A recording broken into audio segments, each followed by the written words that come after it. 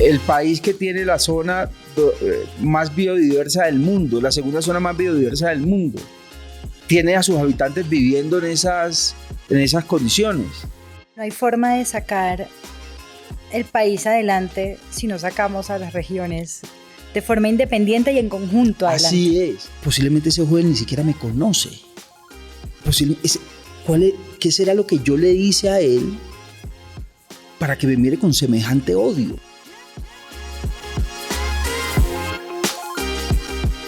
Vivimos en una región en la que el poder normalmente está concentrado en las ciudades capitales.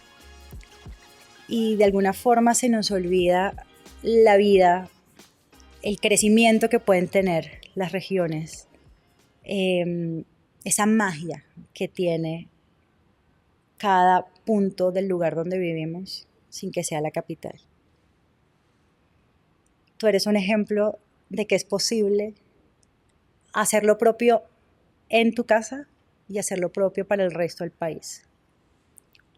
Bienvenido, Jefferson Mena, a Un País Libre para Mis Hijos. Bueno, muchas gracias por estar aquí. Un verdadero placer que me hayas invitado y tú tienes razón. A veces la cotidianidad de la política y la cotidianidad de los temas nacionales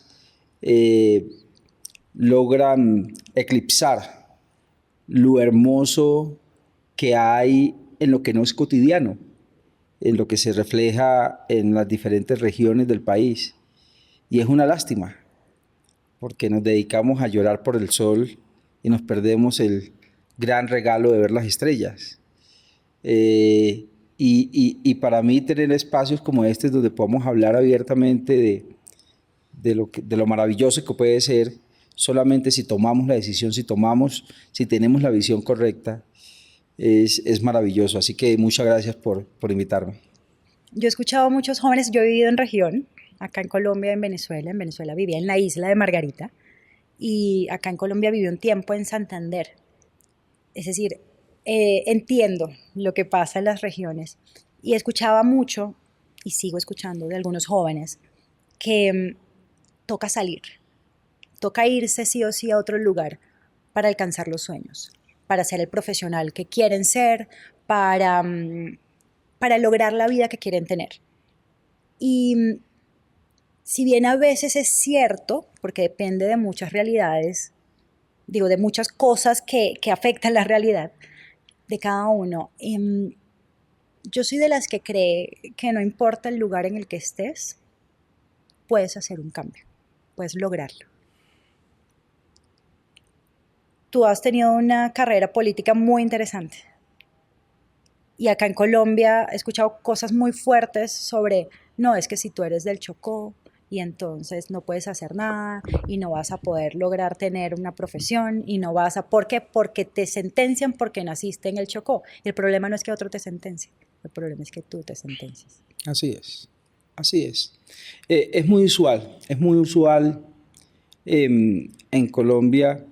Colombia es un país demasiado grande, es decir, un país que tiene 6 regiones. Y 6 regiones es como un país diferente. Comparar la costa Caribe con la costa Pacífica es todo un ejercicio. Y desafortunadamente las regiones más desarrolladas, diría yo, no han tenido ese compromiso que se requiere como país para desarrollar aquellas regiones que son menos desarrolladas. Y el Chocó tiene ese gran estigma. Un estigma que tengo que reconocer, tengo que decir más bien, que es injusto. Porque la región pacífica, para no circunscribirnos solamente al Chocó, sino a toda la región pacífica era una región netamente tranquila. Sí, con muchas dificultades, con muchas deficiencias, con muchas falencias, pero tranquila. O sea, es decir, era una región en paz. Cuando nosotros revisamos la historia, vemos que la violencia que hoy se vive en esa región no es propia de la región, ha sido importada. Las violencias han surgido en los Santanderes, por ejemplo, la violencia ha surgido en el interior, y se ha transportado, ha llegado hasta la región pacífica. Así que hasta la misma violencia que se vive es un poco injusta, es un poco injusta. Y en Colombia tenemos un gran desafío, y es superar el tema de la violencia. Y no lo estamos haciendo porque hemos llegado al punto de justificar la violencia.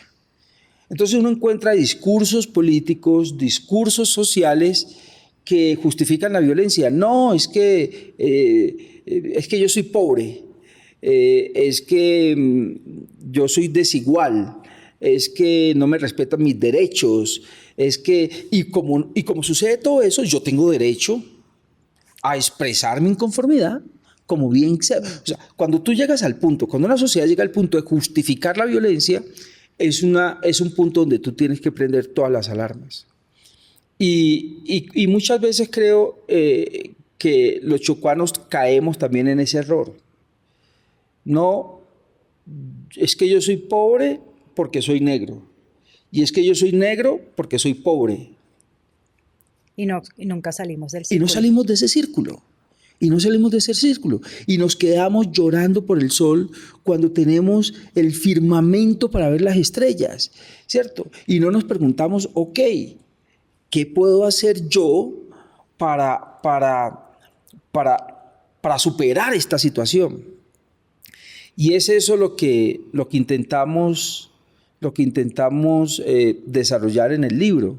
Este libro, Una nueva estrategia para el Pacífico colombiano, es decir, oiga, dejemos de estar ahí llorando como las playideras por lo que está pasando, y reaccionemos a ponernos en modo activo para construir entre todos algo que es realizable. Básicamente. Acá podemos hacer pauta del libro, no pasa nada. Porque el libro, te escuché hablar, afortunadamente pude participar en el lanzamiento del libro, y te escuchaba y yo decía, ¿qué nivel de conciencia esa de no es solo lo que está afuera, no es lo que llega de fuera, es que estamos haciendo nosotros, es nuestra responsabilidad? Y para mí, cuando te escuchaba hablar sobre el libro, pensaba en eso, pensaba en tenemos que ser conscientes de nuestra responsabilidad, de la responsabilidad que tenemos en nuestra casa. Así es, Denise, es que Dios me ha dado la oportunidad de recorrerme el Pacífico muchas veces. Y es increíble lo que uno se encuentra. Uno se encuentra una sociedad totalmente rendida, una sociedad totalmente apaciguada, una sociedad que ni siquiera se da el derecho de pensar de que pueden vivir mejor. Y cuando llegan los momentos decisivos, cuando llegan los momentos críticos, entonces actúan de una manera que da a entender que es que los culpables son nosotros. Y posiblemente tengan razón en cierta proporción, pero también está el qué puedo hacer yo. Y el qué puedo hacer yo es no sentarme simplemente a esperar a que me lleguen los subsidios y a ver qué trae la marea, sino es mirar cómo yo puedo generar una actividad que me permita no solamente desarrollarme como persona, sino desarrollar la familia y desarrollar el círculo que hay alrededor de la familia. Entonces, esto es muy propio de nuestra región, y tenemos que hacer todos los esfuerzos para mover a la sociedad del Pacífico en aras de que ellos mismos se vean como productivos, que pueden aportar mucho más de lo que están haciendo ahora. El Jefferson chiquito, el que también escuchaba, no puedes porque de la región no salimos, no puedes porque eres negro, no puedes porque, o sea, todas las razones, opciones y posibilidades de por qué no están sobre la mesa. ¿Se imaginó algún día todo lo que ha vivido el Jefferson Grande? Nunca, Denise. Te voy a contar. Yo era un no futuro. Entonces, yo era un muchacho que nació en Quibdó, en la zona norte, la zona más violenta que tiene el país. Rodeado de todos mis compañeros con los que yo crecía y que tomaban la decisión de la fácil, ¿cierto? De escoger las armas y por medio de las armas tener la mejor zapatilla y el mejor vestido, lo que podía ser mejor vestido, ¿cierto? Yo, Denise, por alguna razón, Dios me guió a querer aprender música. Entonces, mientras que mis compañeros se quedaban toda la tarde, después que salían del colegio, se quedaban toda la tarde en el barrio planeando a ver qué iban a hacer, yo todas las tardes tenía que volver al colegio a aprender a solfear, a aprender solfeo. Y entonces aprendí música. Y después de eso me volví tan bueno con el tema de la música que me invitaban de otros colegios a hacer presentaciones. Entonces yo me iba a hacer presentaciones a los colegios y toda la cosa. Entonces me perdí todo ese hervor, ¿cierto? De la vida fácil. Pero yo creo que son designios de Dios. Luego salí del Chocó y me vinculé a este tema público. Ni siquiera recuerdo muy bien cómo ni cuándo, pero terminé vinculado a esto. Y cuando terminé vinculado a esto, me terminé en unos círculos que me permitieron aplicar a becas, ganar becas para ir a estudiar fuera, para ir a conocer el mundo. Entonces fui a Washington en un par de oportunidades, allá estuve un tiempo bastante considerable, luego fui becado para ir a Taiwán y yo me veía en un avión yendo a Taiwán desde Los Ángeles y yo decía, wow, wow. Y eso me fue transformando y eso me fue permitiendo ver que hay un mundo y que hay vida más allá del círculo donde yo estaba. Y un día, Denise, reflexionando, dije, todo esto tiene que servir para que yo de alguna manera pueda aportar, para que otros tengan la oportunidad que yo he tenido. Y es en esa lucha en la que estoy. Entonces mucha gente me dice, no, ¿y usted por qué lo hace? Eso me recuerda a Forrest Gump, cuando empieza a correr. Entonces le preguntan, ¿y es que usted lo hace por la paz del mundo? ¿Usted lo hace para no, yo solamente lo hago porque quiero correr. Quiero correr. ¿Cierto? Entonces todo el mundo me pregunta, ¿usted por qué lo hace? ¿Quiere ser gobernador? ¿Quiere ser alcalde? ¿Quiere ser senador? No, yo lo hago porque es un compromiso que yo siento con mi tierra, con mi gente, con aquellos que aún están allá, con esos niños que están creciendo aún como yo crecí. Y yo no quiero partir de este mundo sin haber aportado, sin haber hecho lo suficiente para evitar que eso siga sucediendo y cambiar esa realidad. Te voy a contar una historia y te voy a contar un aprendizaje. La historia es que trabajando con todo este tema de derechos humanos en Venezuela, a mí se me acercaban y me preguntaban, se me acercaban de partidos y era como, no, y entonces tú seguro quieres ser alcaldesa y seguro quieres ser gobernadora y seguro, y yo no quiero. ¿Y por qué haces esto? Pues porque me nace, porque me duele mi país, porque alguien tiene que hacerlo y pues... así que esa parte la entiendo. La lección aprendida viene de la política necesita gente buena.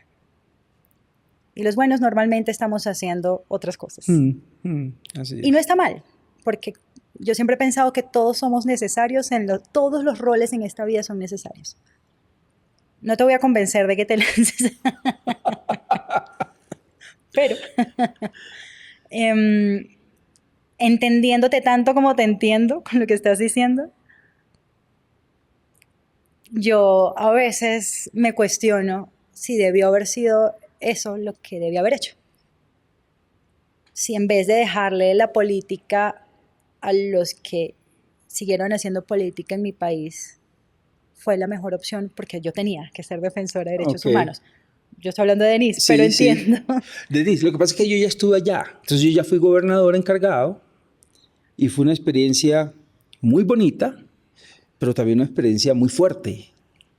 Porque cuando tú llegas con todas las ganas con que yo llegué de aportar y de ayudar, y tú encuentras ese escenario hostil de tu misma gente, que te mira como si tú fueras el bicho raro, que te critica. Yo me acuerdo, Denise, un día, yo trabajaba en la gobernación hasta la 1 de la mañana, llegaba a responder llamadas al hotel y a responder mensajes, a revisar cosas, y luego a las 5 de la mañana me estaba preparando ya para salir otra vez. Y recuerdo que un día me estaba duchando y estaba planeando todo lo que tenía que hacer durante el día y estaba ya a punto de salir cuando me llaman y me dicen, usted no puede ir para la gobernación porque se van a tomar la gobernación. Entonces yo, ¿y por qué se van a tomar la gobernación? No, se la van a tomar porque van a hacer una protesta en contra suya. Eso es una forma de decirle al presidente que no lo quieren aquí y toda esa cosa. Entonces yo dije, pues, increíble. Van a decirle al presidente que mandó un chocuano, que no quiere un chocuano. Eso es una cosa absurda. Yo voy para la gobernación, entonces me fui para la gobernación. Denis, yo me bajé del vehículo en el que andaba. Había no se me olvide esa imagen, había una cantidad de gente en el parqueadero, las puertas estaban cerradas, tenían esta especie de candado grandísimo en las rejas, y yo me bajé del vehículo para entrar. Y la gente vociferando y diciéndome groserías y toda esa cantidad de cosas, y se me vino un joven directamente, pero con una mirada de odio. Es decir, y me gritaba cualquier cantidad de vulgaridades y tú aquí no vas a entrar y no entrarás. Y yo decía dentro de mí, wow, posiblemente ese joven ni siquiera me conoce. ¿Qué será lo que yo le hice a él para que me mire con semejante odio? El tema pasó, pasaron muchas cosas, yo mandé a la policía, luego me senté a hablar con ellos. Denise, y yo les decía, oiga, venga, es que no hay necesidad de que ustedes me maltraten, es que yo soy de ustedes. Es decir, es que yo soy tan negro como ustedes, tan chocuanos como ustedes, yo crecí aquí, ¿por qué me odian? ¿Qué es lo que les he hecho? Yo ni siquiera soy culpable que el gobernador que tenían sea corrupto y lo hayan metido a la cárcel. Yo ni siquiera le dije al presidente que me mandara para acá. ¿Cierto? Ahora, ¿cuál es el daño que les estoy haciendo? Entonces, esa clase de vivencias me hicieron entender que muchas veces es bueno ayudar, pero no necesariamente desde adentro. Posiblemente uno puede ayudar mucho más desde afuera. Y en efecto así fue. Yo terminé mi periodo allá y luego el presidente creó un programa que me permitió invertir y ayudar allá a muchas familias. Así que sí, posiblemente ser gobernador o ser representante de la Cámara o ser senador puedan tener títulos mucho más rimbombantes, pero qué tan efectiva va a ser la ayuda. Entonces yo prefiero estar tras bambalinas, sin ser candidato absolutamente a nada, pero buscando la oportunidad de tener escenarios donde pueda ayudar de manera directa y a mi manera. Y a mi manera es con ellos, con el apoyo de ellos o sin el apoyo de ellos. Entonces, esa es como la visión que tengo al respecto. Mencionaste algo que me parece súper importante y es, yo soy uno más. ¿Qué crees tú? Si has logrado entenderlo, la respuesta puede ser no tengo ni idea y está bien, pero ¿qué crees tú que hace que una persona termine sintiendo? Yo a veces ni siquiera sé si lo sienten, ese odio que muestran, ¿no? Hacia una persona que está ayudando. solo porque creen, además que piensa diferente, porque necesariamente no tienes que pensar distinto. Yo creo, Denise, que es temor, es miedo. Digamos que la gente se acostumbra como a vivir en su ambiente, ¿cierto? En su caja. Y cuando nota que llega algo extraño, que pone en peligro eso que está viviendo, sin importar si es bueno o es malo, ¿cierto? Sin importar si es bueno, reaccionan. Entonces, y reaccionan como un mecanismo de defensa. En este caso en especial, yo lo que entiendo es, ok, este era un grupo que ha respaldado siempre a los políticos corruptos que le han proveído a ellos algunas satisfacciones de las necesidades que tiene. Ellos no se preguntan qué tan corrupto es el político que están siendo, simplemente el corrupto les provee satisfacción. Y llegó un tipo que desplazó al corrupto, que les proveía satisfacción y que cambió las cosas para hacerle de una manera mejor para todos, menos para ellos. Entonces, la manera de reaccionar es, no, yo prefiero seguir en mi caja, yo prefiero seguir en mi lodazal, yo prefiero seguir en ese ambiente que es donde yo crecí, que es donde yo vivo, que es donde yo me siento cómodo. Que es el que yo conozco. Que es el que yo conozco, ¿cierto? Y me hace recordar, ahora que dices que yo conozco, me hace acordar una frase que me dijo un amigo. Me dijo, yo no entiendo, esta vida es muy dura, esta vida es durísima, pero nadie se quiere morir. Entonces me decía, ¿pero usted sabe por qué? Y yo le dije, no, ¿por qué? Me dijo, pues claro, como esta es la vida que conocemos y nadie conoce en el otro lado, mejor nos quedamos acá. Algo así parecido. Entiendo que es la reacción de esa clase de personas. Y te digo una cosa más, Denise. Transformar el Pacífico, digamos, tomar la decisión de transformar el Pacífico, tiene que tener en cuenta todas estas situaciones. Porque esto no va a llegar allá, usted no puede pensar que va a llegar allá y lo van a aplaudir. No, usted se va a tener que enfrentar a ellos, enfrentarse a esos círculos sociales, a esos círculos de poder, pero estar dispuesto a sacarlo adelante con ellos o sin ellos. Tú has trabajado en varias áreas interesantes del sector público. En defensa, en paz, en agricultura. Así es. ¿Qué pasa entre una y otra? ¿Cómo trabaja uno en defensa y después trabaja en un proceso de paz? ¿O en parte del proceso de paz? Bueno, yo siempre he sido un admirador de la fuerza pública.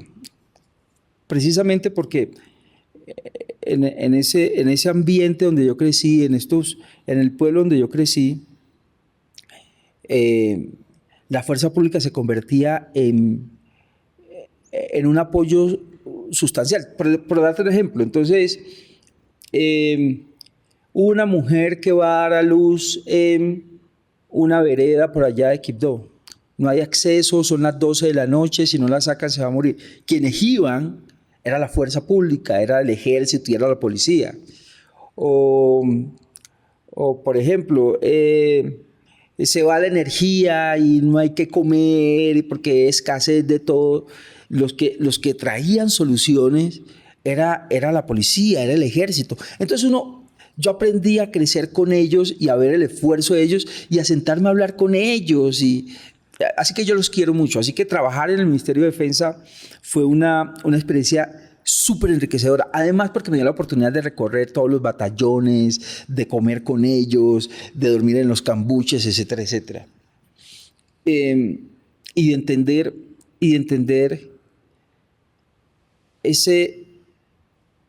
esa gran ilusión que tienen incluso nuestros soldados y policías de vivir en un país tranquilo. Es que no es fácil. No es fácil uno estar durmiendo en un cambuche a las 12 del día y de un momento a otro el comandante diga, de pie todo el mundo, nos están atacando y miren a ver cómo se defienden, ¿cierto? Eso no es fácil. Cuando se dio el tema del proceso de paz, yo no fui muy amigo de la forma como se logró el proceso de paz. Incluso tuve que viajar me invitaron a Suiza a un programa que se llama Dealing with the Peace, y allá expuse por qué yo pensaba que las cosas se estaban haciendo bien. Es que usted no puede premiar al delincuente. Si usted premia al delincuente, usted está incentivando más delincuencia. Entonces a mí toda esta cosa pues de los combatientes, senadores y con casa, carro y beca, pues no, así no. Además que cuando uno sabe cómo funciona el tema, uno sabe, Denise, que la casa, el carro y beca no va a ser para el guerrillero raso, esa va a ser para la cúpula, ¿cierto? Pero a pesar de eso y cuando eso ya fue una realidad, quise aportar para aquellos guerrilleros rasos que vivían en esos GTCRs, que entre otras cosas los establecieron en lugares inaccesibles, allá no llegaba nadie, pudiesen tener también una oportunidad, ¿cierto? Y me dediqué a eso. Entonces, trabajé con el Alto Comisionado para la Paz en organizar esos espacios territoriales. Y fue algo muy enriquecedor,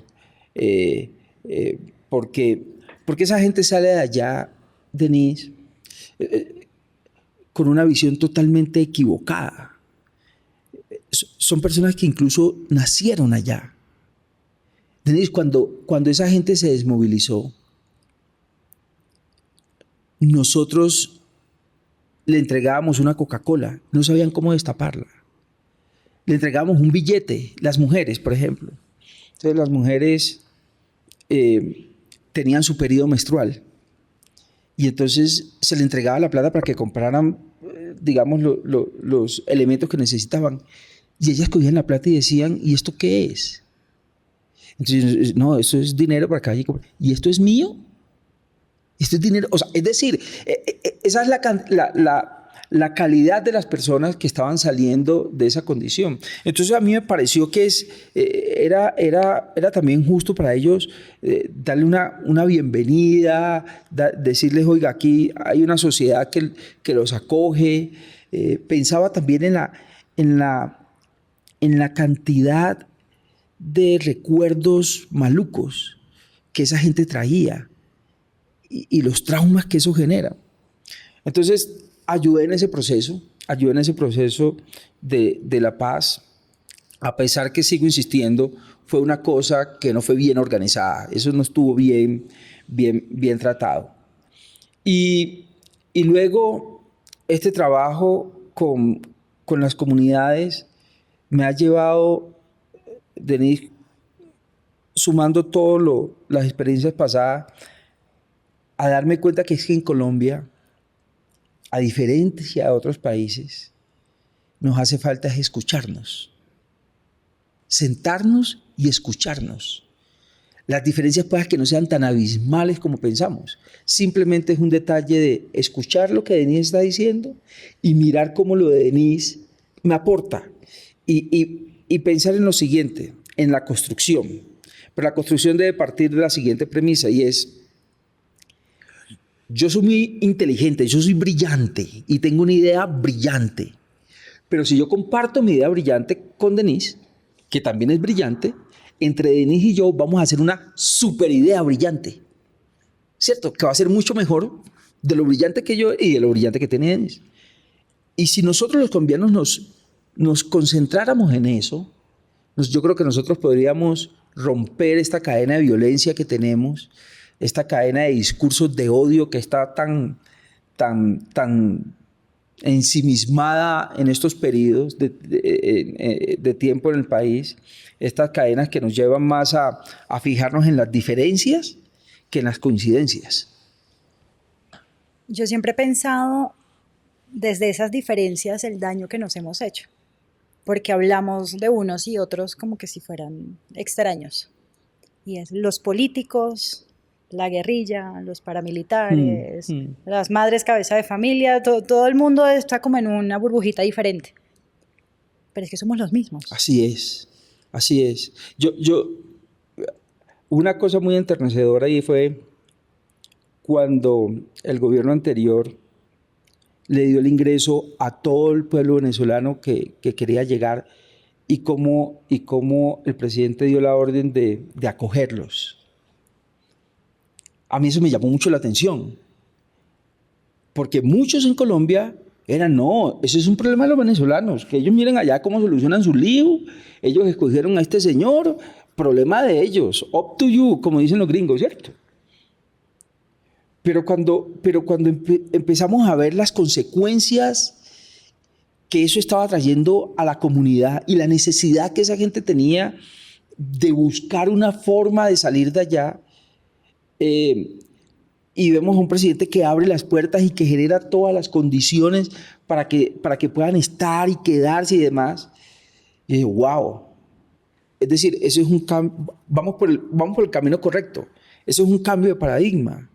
Eso es dejarnos de ver esta cosa como si fuéramos islas aparte y entender que el dolor del otro, a pesar que no puede ser totalmente mi dolor, pero me pega también, me pega el dolor. Y yo tengo que hacer algo, no solamente por preocuparme por mí, sino también preocuparnos por el otro. Y eso lo reflejo en uno de los apartes del libro que lanzamos anoche, y es: Denise, este país está compuesto por 6 regiones. De estas 6 regiones, 3 son productivas, las otras pobres. Pero este país tiene una meta: acabar con la pobreza.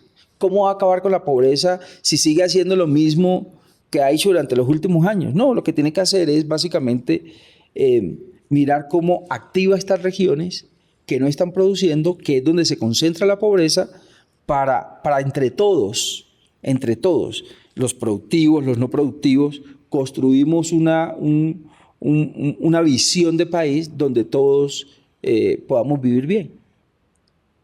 Es tarea de todos. Es tarea de todos. Así es. No hay forma de sacar el país adelante si no sacamos a las regiones de forma independiente y en conjunto adelante. Así es, pero viéndolas como nuestras.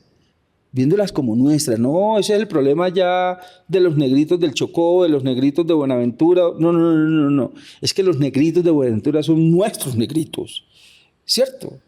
Y como ellos están pasándola mal, nosotros no podemos estar del todo bien hasta que ellos también no estén como nosotros. Esa es como la mentalidad que debemos de tener, sobre todo en el servicio público. Sí.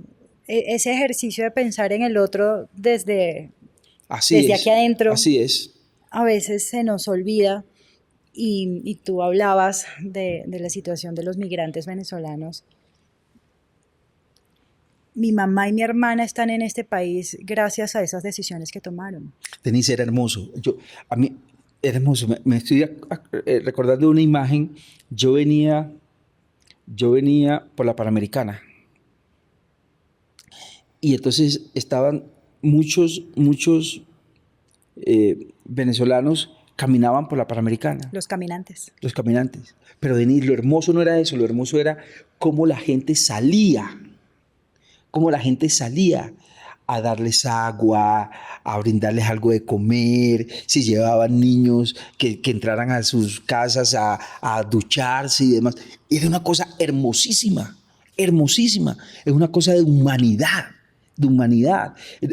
Ahí no importaba si eran venezolanos o colombianos o peruanos, lo que fuera, no. Lo que importaba era que estaban pasando, que posiblemente llevaban muchos días caminando, y que tal vez no tenían una gota de agua, y la gente salía. Eso me enterneció mucho. Yo recuerdo, en esa época de los caminantes, yo estaba viviendo en Santander, y en algún momento veníamos a Bogotá, y en el carro habíamos armado kits de comida, y para las mujeres toallas sanitarias, porque la gente daba comida, pero a veces como que no se nos olvidaba también la parte femenina. Y entonces armamos los kits y los teníamos en el carro. Y había una familia, bebé en brazos, había una niña chiquita, era una pareja y otros 2 o 3 señores, no recuerdo si eran 2 o 3. El tema era que no cabíamos todos en el carro. Sí. Nosotros nos paramos, les dimos las bolsas, pero además les dijimos, o sea, los podemos acercar, o sea, obviamente la señora, bebés, y ellos se miraron. Y dijeron, vamos a seguir juntos. Claro. Y yo le decía, ¿estás segura? O sea, de verdad, ¿estás segura? Y ella decía, sí. ¿Y ustedes todos son familia? O sea, y me dijo, no, nos conocimos caminando. Y vamos a seguir Wow. juntos. No es eso, no nos da eso esperanza en esta humanidad. No es eso humanismo. Eso es hermoso. Es como las vicisitudes, las situaciones complejas tienden a aflorar de nosotros lo mejor. Ojalá no necesitáramos esas situaciones complejas para que eso aflorara más pronto, ¿no? Yo te lo decía antes de empezar a grabar, yo me he topado con muchos ángeles en esta vida. Y hay una pareja de ángeles que además hoy son padrinos de mis hijos. Nuestro nivel de amistad llegó a ese punto. Y ellos tenían un restaurante acá en Bogotá. Y yo los conocí porque una conocida trabajaba en el restaurante. Y desde el primer día que me senté a hablar con ellos hicimos como clic. Yo estaba recién llegada y yo no tenía trabajo, yo no tenía casa, yo no tenía nada. Yo vivía donde me recibieran esa Itinerante. noche. Itinerante, yo era la más itinerante. Y yo a veces llegaba y no había comido, pero yo decía, voy a ir para allá a ayudarlos porque eran mi lugar seguro de alguna forma, Claro. solo porque hablábamos, solo porque habíamos entablado una amistad muy bonita. Y un día él se dio cuenta de que yo no había almorzado. Y yo estaba ayudándolos a servir, yo estaba en mi modo mesera Sí, activada. sí, sí. Y entonces me dijo, ¿tú comiste? Y yo, sí, yo comí. Yo comí antes de venir para acá. Y entonces él llegó y sirvió 2 platos de comida y me dijo, yo no sé qué tanto comiste, pero acompáñame a comer. Ok. Y nos sentamos a comer los dos. Y ese plato de comida me cambió la Oh, vida. Cada plato de comida me cambiaba la vida. Cada vez que una persona me decía, hoy te puedes quedar en mi casa, claro. cambiaba la vida. Denise, es que a veces hay un pasaje bíblico, creo que es en Hebreos, que dice ah, algo así como, trata de ayudar a todos los que lleguen a tu casa, porque tú no sabes cuál de ellos es un ángel. Algo así, estoy parafraseando. Y es precisamente eso. Es decir, hay tantas cosas por hacer, tantas personas por ayudar. Mira la situación en el Pacífico.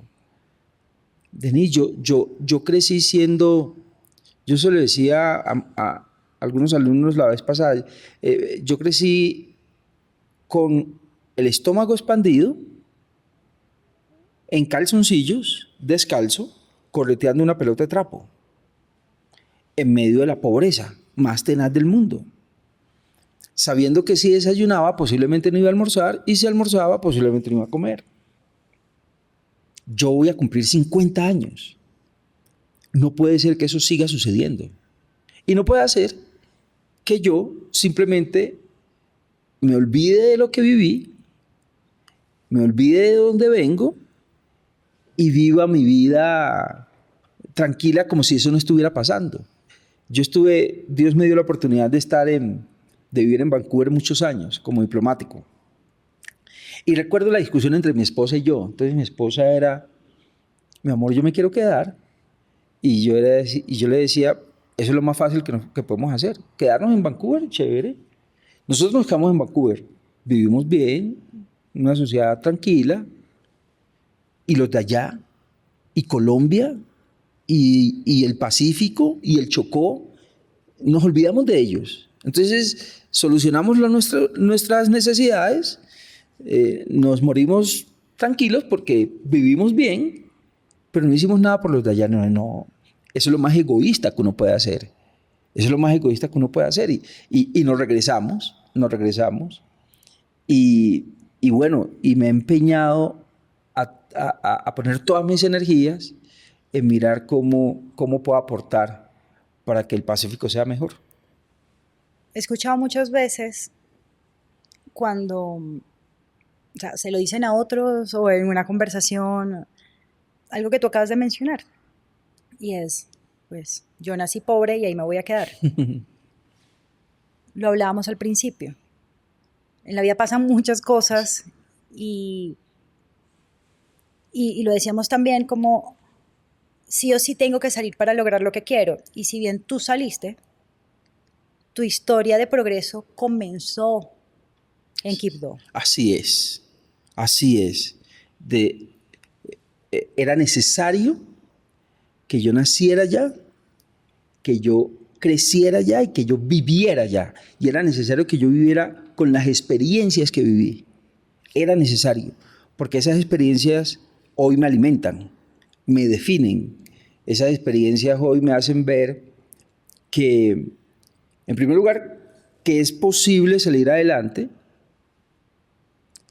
En segundo, que es necesario aportar. Y en tercero, que es necesario transformar. Y creo que ese es el gran empeño que yo tengo. El gran empeño que yo tengo no es brillar. Yo no estoy obsesionado con que mi nombre aparezca en la portada de los periódicos nacionales o que me llenen me adulen, ¿cierto? O que me llamen honorable senador. No, no, parce, eso me resbala, pues me tiene sin cuidado. Yo me sentiría realizado si hago parte de un proceso que transforme, incluso no es necesario ni siquiera que yo lo vea, pero al menos que yo sepa que se está trabajando en esa transformación que se necesita en ese territorio. ¿Cómo es posible? Es que no tiene sentido que nosotros tengamos un puerto tan importante en Buenaventura y tengamos una ciudad tan pobre como Buenaventura. Denise, algo estamos haciendo mal. Y me gusta que estés diciendo algo estamos, Sí. porque volvemos otra Así vez a esa es. parte de la conversación de queremos culpar a los demás. Así Y es es. que el concejal, el alcalde, el gobernador, el secretario, somos nosotros. Es mi primo, sí, Claro. claro. Estamos haciendo algo mal. Y no está mal reconocerlo. De acuerdo. En las carreras de Fórmula 1 se utiliza mucho el stop and go. Entran a pit, cambian y arrancan, ¿cierto? En este equipo hay alguien que es fan de Fórmula 1. Así. Yo también soy fan de Fórmula 1. Entonces, yo creo que es importante hacer esos stop and go, ¿cierto? Paremos, miremos qué estamos haciendo mal, cambiemos llantas y vamos para adelante. Y vamos para adelante. Pero hagámoslo, ¿cierto? Lo que no puede ser es que tengamos 1 millón de personas en el Pacífico sumida en la pobreza más tenaz de este país y el mundo siga girando como si nada. No, tenemos que mirar hacia allá y tenemos que mirar cómo transformamos ese territorio. Incluso, yo pienso, Denise, que debe ser hasta con un síntoma de ambición también. Seamos ambiciosos. Seamos ambiciosos. Queremos ser el país más fuerte de Latinoamérica. Ok, tenemos que desarrollar todas nuestras potencialidades. Pero además con ese ritmo del Pacífico, ¿cómo se queda uno quieto? ¡Ave María! Con tanta cosa que hay. Con tanta cosa que hay. Entonces, de lo que se trata mi empeño es de sacudir a la gente. Sacudir a la gente acá, las externas, pero también las internas, y llamar a las cosas como son. A los políticos corruptos, porque son los que se han robado la plata del erario público en los últimos 100 años, tener la valentía. Es que cuando tú no ser candidato a nada tiene sus ventajas. Porque es que como yo no estoy haciendo el cálculo de los votos, yo no tengo por qué rendirle pleitesía a nadie. Entonces yo puedo señalar. Yo puedo señalar. Y como nunca me he robado un peso y he estado en el ámbito público en los últimos 25 años, ¿cierto? Entonces no tengo rabo de paja. Entonces yo puedo señalar. Entonces yo le puedo decir a los corruptos, mirándole a la cara, usted es un corrupto. Usted se ha robado la plata, ¿cierto? Y eso hace parte de la transformación, de sincerarnos. Sincerémonos. Es decir, acabemos con esos clanes, acabemos con esa idea de que lo público es únicamente para abastecer y para satisfacer las necesidades de unos pocos, y entendamos que lo público es para que todos vivan mejor, para que todos vivamos mejor.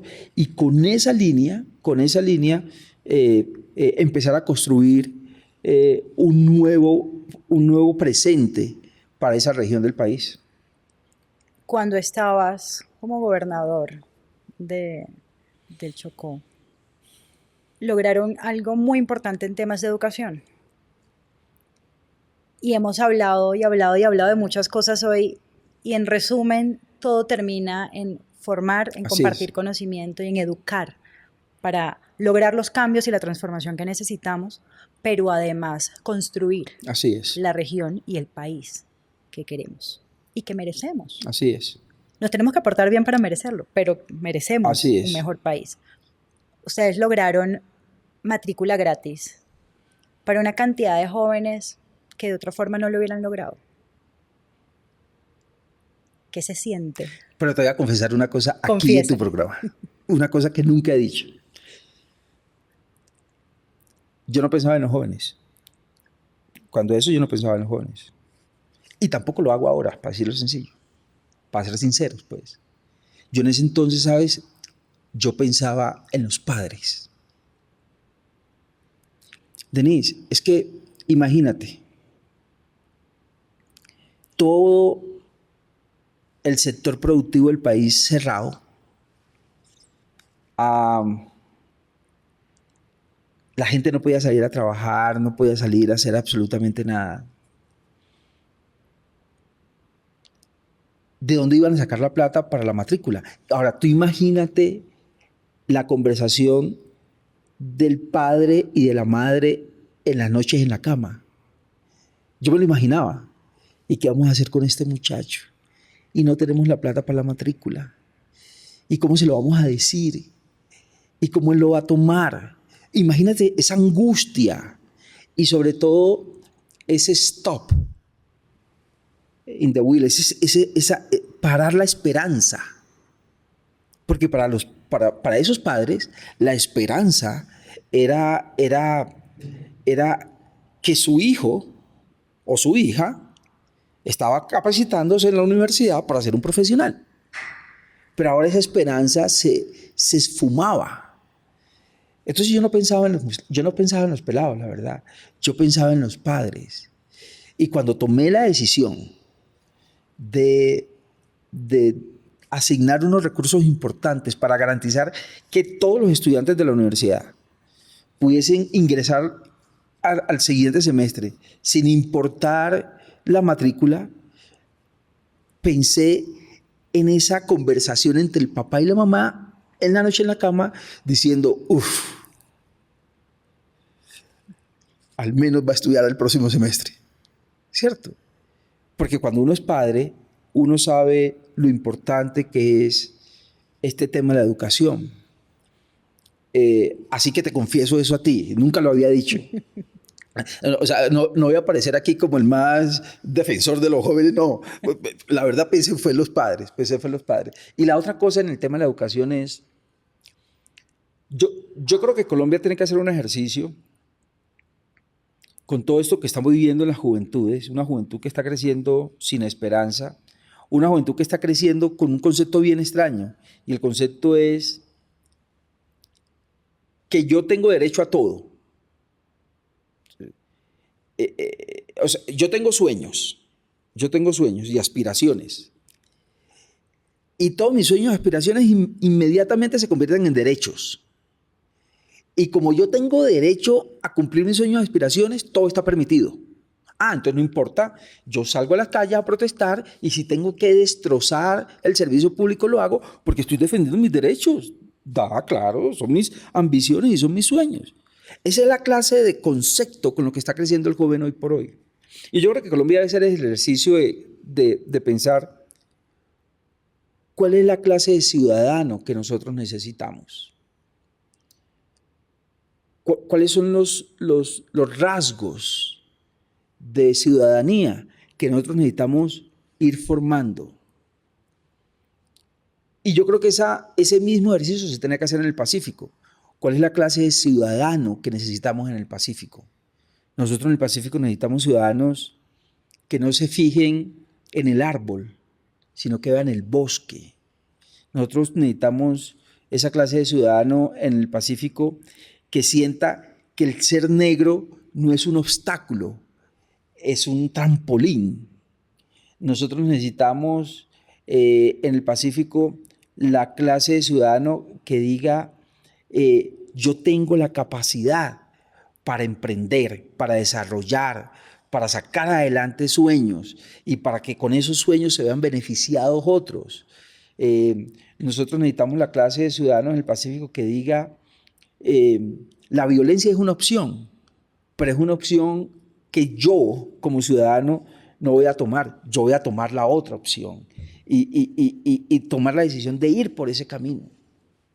Yo creo que esa clase de ciudadano lo tenemos que construir, pero como también lo he dicho, no creo que sea la clase de ciudadano que yo pienso o la clase de ciudadano que el otro piense, debe ser la clase de ciudadano que todos coincidamos que necesitamos y empezar a trabajar en esa línea para educar a ese nuevo ciudadano con esas virtudes y esos parámetros que son necesarios para transformar el territorio. Yo cada vez que tengo chance, con jóvenes o con adultos, porque hay algunos adultos a los que también se les olvida, les recuerdo que sí, tenemos derechos, pero los derechos vienen con deberes. No hay un solo derecho que no venga atado a uno o más deberes. Así es, Denise, y que mis sueños no se conviertan en derecho. Ok, yo tengo el sueño de tener un Lamborghini. Eso no me da el derecho de hacer lo que yo quiera para tener un Lamborghini, ¿cierto? No todos los sueños son derechos. No todos los sueños son derechos. Y yo creo que eso es algo que tenemos que ir ajustando en la juventud de ahora. Yo trabajo mucho con jóvenes y esas conversaciones de realidad creo que son importantes. Porque le he escuchado a algunos adultos también como, pues, deberíamos estar agradecidos porque los jóvenes son conscientes de sus derechos. La respuesta es sí y no.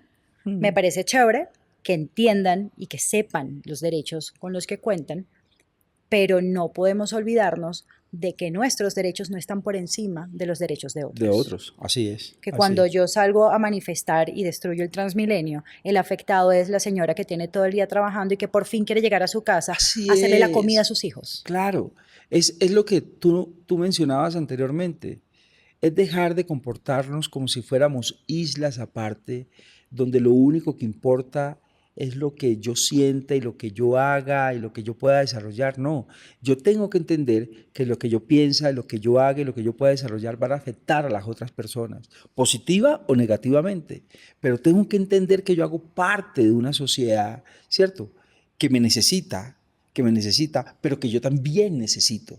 Es esa clase de principios que tenemos que empezar a inculcarle a esta nueva juventud que a veces se ve un poquito desenfocada. Voy a tocar un tema delicado, no para ti específicamente, para el país.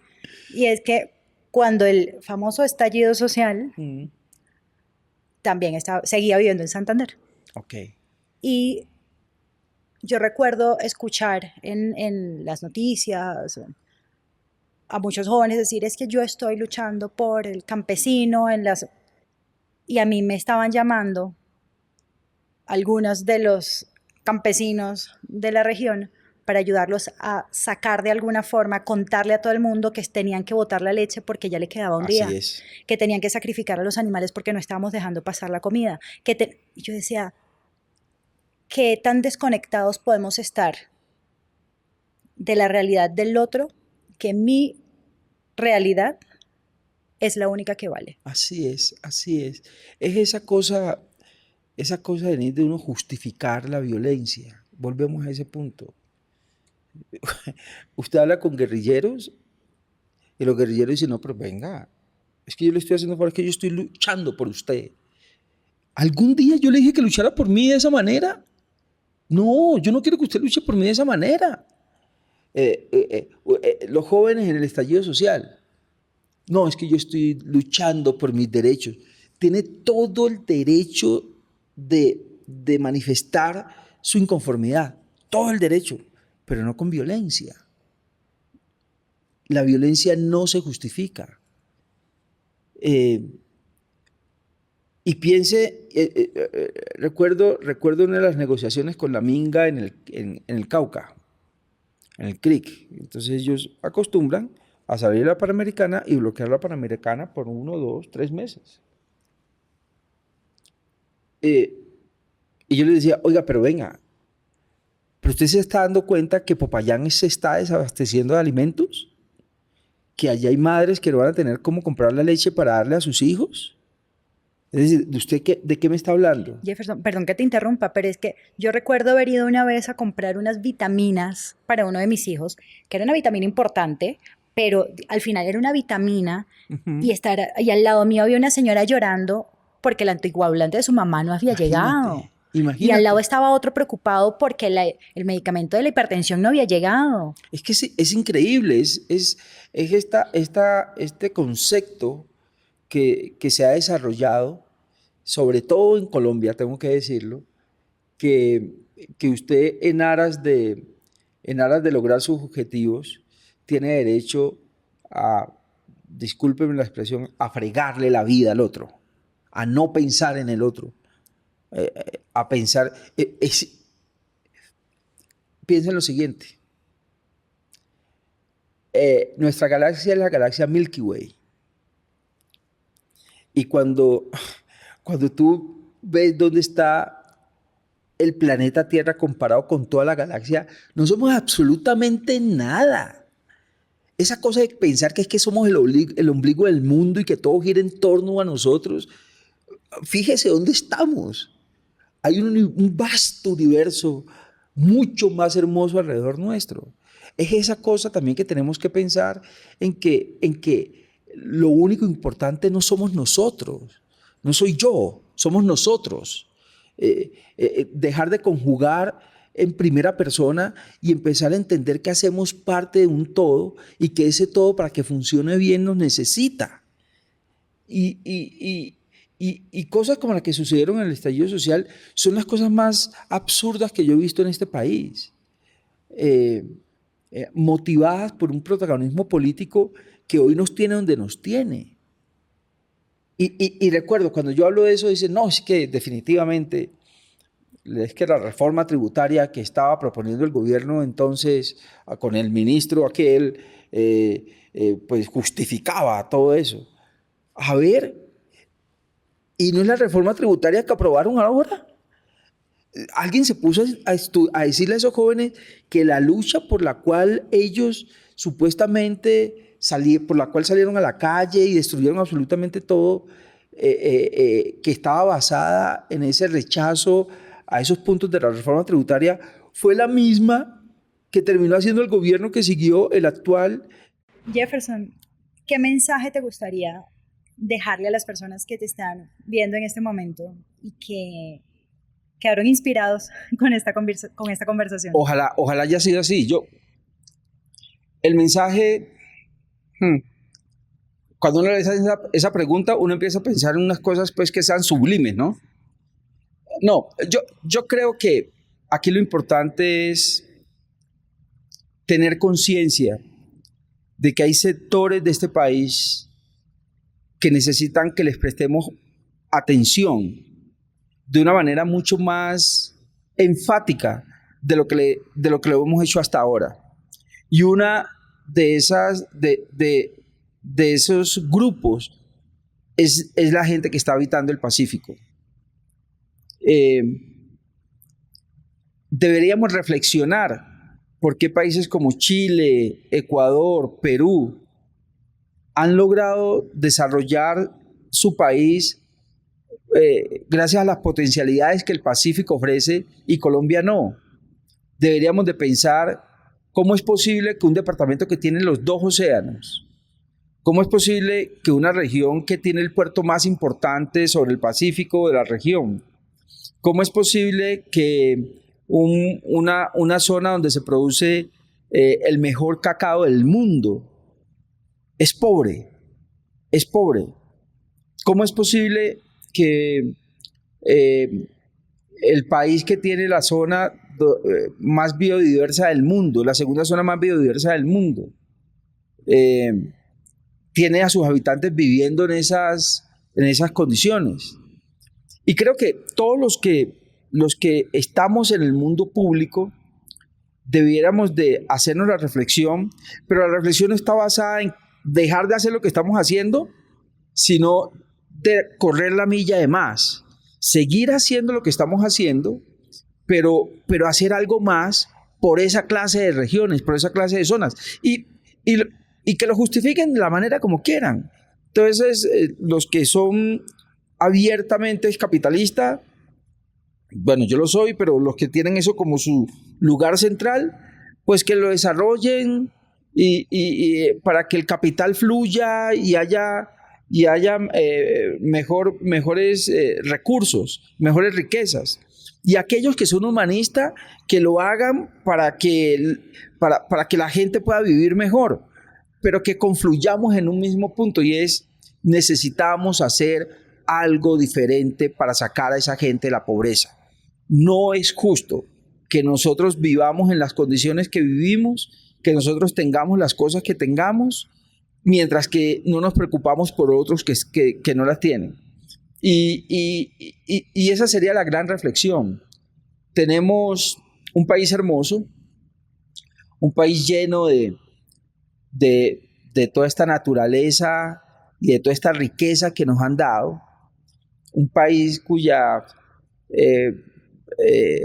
esas tres cordilleras nos brindan la diversidad de paisajes y de clima que nos hacen únicos en el mundo, un país que posee la salida a los 2 océanos, un país con cualquier cantidad de potencialidades.